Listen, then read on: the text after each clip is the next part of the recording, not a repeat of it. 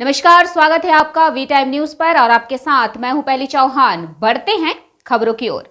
मालदा में मानिकचक के गोपालपुर ग्राम पंचायत क्षेत्र से जार से भरा बम बरामद किया गया। चुनाव प्रक्रिया के अंत में क्षेत्र में 14 बम बरामद किए गए थे। गोपालपुर ग्राम पंचायत के अंतर्गत एल्हिटोला गांव के एक खाली इलाके में स्थानीय लोगों को प्लास्टिक के जार से भरा एक बम मिला। बरामद किए गए सभी बमों को सीआईडी बम डिस्पोजल स्क्वाड्स द्वारा निष्क्रिय किया गया था। घटना को केंद्र में रखकर इलाके में काफी दहशत का माहौल रहा। আচ্ছা বোমকে দেখতেছিলাম আমি দূরেই ছিলাম। আচ্ছা এখনই আমি এদিকে যাচ্ছি। এই যে এসে দেখলেন কি কি উদ্ধার হয়েছে জারের মধ্যে? জালের মধ্যে ডাব্বাতে কি উদ্ধার কি হলো? ডাব্বা আমি ডাব্বা দেখতে পাইনি এখন। বোম দেখতে পেয়েছেন? এখনো দেখতে পাইনি আমি বম কি শুনে এসেছেন? দূর থেকে দেখলাম ওখানে কি ফেলছে ফুটাই। ভয় লাগছে না আপনাদের? আমি তো দূরে আছি। এই যে ভোটের আগে পরে বোম উদ্ধার হচ্ছে, এই বালু আপনার বাড়িতে বালু উঠাতেন না তো? না আমার বাড়ি এলাহিটোলা। আমার ভোটের আগের দিন থেকে আমাদের এখানে সিভিল পুলিশ ডিউটি করছে। আচ্ছা আচ্ছা। ভোটের দিন থেকে কেন? ওখানে। কি কারণে? আর আজ আমি ফের বেলা 12টার সময় ছাগল চড়াই দিতে পারি এখানে সিভিল পুলিশ ওখান থেকেই দেখলো এখানে আমি হইতেই পারো আর কি কোনো মহা কাছে লাগছে। আচ্ছা। এখানটাই আমি জানি না এই যে বোম উদ্ধার হচ্ছে এতে ভয় লাগে না আপনাদের? লাগে না আমাদের এখান থেকে এদিকে না এগুলা সব এদিকে আছে। কি এই সব এগুলা কি এগুলা কাকা? এই যে বোম টোম বম টম সব এদিকে হবে ওই কারা এদিকে না। কারা রাখতে পারে কি মনে করছেন? ও কে যে যা কাজ করছে করতে দেবে, আমাকে দেখার নাই আর শোনারও দরকার নাই। হ্যাঁ বম উদ্ধার হয়েছে। কি মনে করছেন কারা রেখেছে? না ব্যাপারটা হচ্ছে যে আমার বাড়ি থেকে 6-7 কিলোমিটার দূরে বম পাওয়া গেছে, যেটা এলাহিটোলা এলাকায় পড়ে। এখন সেটা তো আমি বলতে পারবো না সঠিক করে বম কারা রেখেছে, তবে আমাদের ধারণা হচ্ছে যে যে যে লোকসভা নির্বাচন ছিল, শাসক দলেরা ভোট লুটপাট করবার জন্য এই বম মজুত করে রেখেছিল, এটা আমার ধারণা। এবং এটা গোপালপুর তৃণমূল অঞ্চল প্রেসিডেন্টের নাসিরের নেতৃত্বে এইগুলো গোটা গোপালপুরেই মানে এই বম স্টকগুলো চলছে আর কি, অপোজিশন পার্টিকে ভীতি প্রদর্শন করবার জন্য। আর বিশেষ করে এই যে লোকসভা নির্বাচন, এই নির্বাচনটা শান্তিপূর্ণ হতে দেবে না, একতরফা করবে, তৃণমূলের পক্ষে করবে।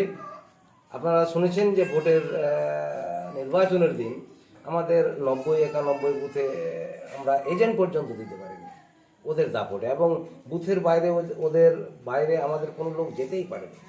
কিন্তু মানুষ শান্তিপূর্ণভাবে মানে ভোটদান করেছে। 4 তারিখে বুঝতে পারবে যে মানুষ মতদানটা কোন দিকে করেছে, শাসক দলের বিরুদ্ধে করেছে। অঞ্চল তৃণমূলের সভাপতি অভিযোগ করছে যে আপনি নাকি এলাকায় বোমার মজুদ করছেন এবং সন্ত্রাস সৃষ্টি করছেন। না না, তৃণমূলের অঞ্চল প্রেসিডেন্ট নাসির যে অভিযোগটা করছে বারবার ওই পঞ্চায়েতের ঘটনা টেনে, যে পঞ্চায়েতে আমি সন্ত্রাস তৈরি করেছি। যখন পঞ্চায়েত নির্বাচন অনুষ্ঠিত হয় যে তারিখে, তার 20 দিন আগে আমাকে পুলিশ অ্যারেস্ট করে পরিকল্পিতভাবে মালদা জেলখানায় পাঠিয়ে দিয়েছিল। এবং নির্বাচন অনুষ্ঠিত হওয়ার পর ভোট গণনার কদিন পর 8 তারিখে নির্বাচন অনুষ্ঠিত হয়েছিল, জুলাই 8-7, এবং 11 তারিখে গণনা হয়েছিল, 14 তারিখে আমি ছাড়া পেয়ে এসেছিলাম। তাহলে ভোটের দিনের সন্ত্রাস আমি কি করে করলাম? আমি তো জেলের ভেতরে ছিলাম। দাদা, শাসক দল তো বলছে এই যে লোকসভা ভোট, এখানে আপনি কোনো প্রদর্শন করতে পারলেন না, কোনো ভোট পাবেন না বলেই এইগুলো জমা করেছিলেন ভয়ভীতি সৃষ্টি করার জন্য। না না না, এই লোকসভা নির্বাচনে মানুষ খুলে ভোট দিয়েছে, একেবারে জোট পার্টিকে, বুঝতে পেরেছেন? জোট পার্টিকে মন খুলে ভোট দিয়েছে। ব্যালট বাক্স খুললেই, ইভিএম খুললেই 4 তারিখে বুঝে নেবে তৃণমূলেরা যে গোপালপুরের মানুষ কত জোট পার্টিকে ভোট দিয়েছে। 3 থেকে 4 হাজার ভোট জোট পার্টির লিড হবে এই গোপালপুরে। এই যে বোমা উদ্ধার হচ্ছে, পরপর মার্ডার হয়ে যাচ্ছে, তারপর আর শিরোনামে থাকে, তারপরে এইভাবে বোমা উদ্ধার হচ্ছে, এগুলো তো পরিকল্পিত। কারা করছে? শাসক দল এবং প্রশাসন যুক্ত।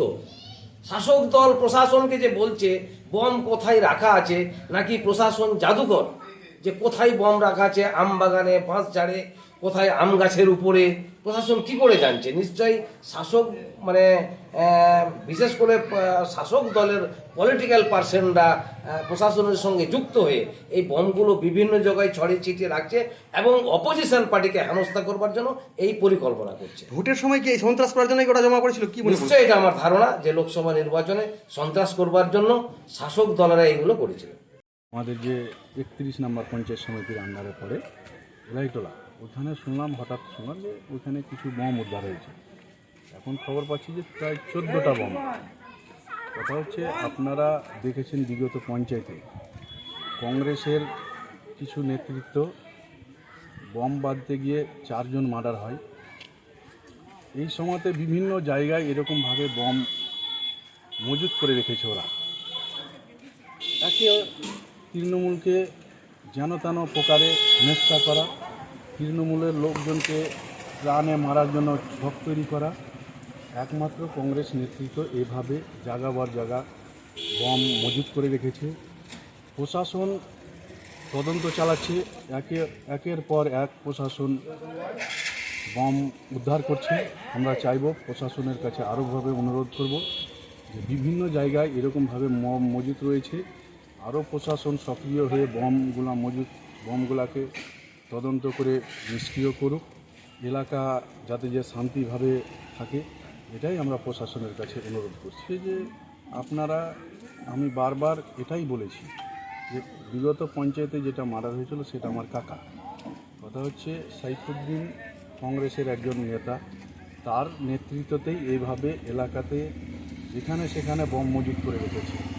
আমরা চাইছি প্রশাসন এটাকে সঠিকভাবে তদন্ত করে সঠিক ব্যবস্থা করুক, এটাই আমরা অনুরোধ করছি। একমাত্র যেন তেন প্রকারে কংগ্রেস দল যাতে যে তৃণমূলকে যেখানে সেখানে, আমার কাকা ওই কেসের বাদী হওয়ার পরেও যখন তখন প্রাণে মারার আমার কাকাকে হুমকি দিয়েছে। আমরা বিভিন্ন সময় থানাতে জানিয়েছি, তারপরেও রাস্তাঘাট চলতে গিয়ে আমার কাকাকে মারার একটা ষড়যন্ত্র করে, তারপরেও আমরা প্রশাসনকে লিখিত আকারে জানিয়েছি। কথা হচ্ছে যে এটা একমাত্র ওর হাতে যাতে যে রাজত্বটা কংগ্রেসের লোকজনের হাতে রাজত্ব দখল করে রাখতে পারে, তৃণমূলকে জানাতানো হেনস্থা করতে পারে, এটাই একমাত্র সাইফুদ্দিনের পরিকল্পনা। কে সাইফুদ্দিনটা কে? একজন নেতা। তার কি লক্ষ্য রয়েছে এলাকাতে? তো বারংবার অশান্তি করছে। আমি তো বললাম যে আমার কাকাকে রাস্তা পথ চলাতে যে কোনো সময় মারার একটা ছক নকশা ওরা তৈরি করতেই আছে। সেই জন্য কি বোমাগুলো? হ্যাঁ, একমাত্র মারার পরিকল্পনাতেই মানে বিভিন্ন জায়গায় আর্মস নিয়ে ওর ছেলেপিলে এখনও এলাকাতে তাহেজ করে বেড়াচ্ছে এবং যেখানে সেখানে বোমা মজুত করে রেখেছে। প্রশাসন ভালোভাবেই তদন্ত চালাচ্ছে, প্রশাসন সক্রিয়ভাবে কাজ করছে, প্রশাসন আরও সক্রিয়ভাবে এলাকাতে নজরদারি বাড়াক, এটাই আমরা অনুরোধ করি। আরও কি বোমা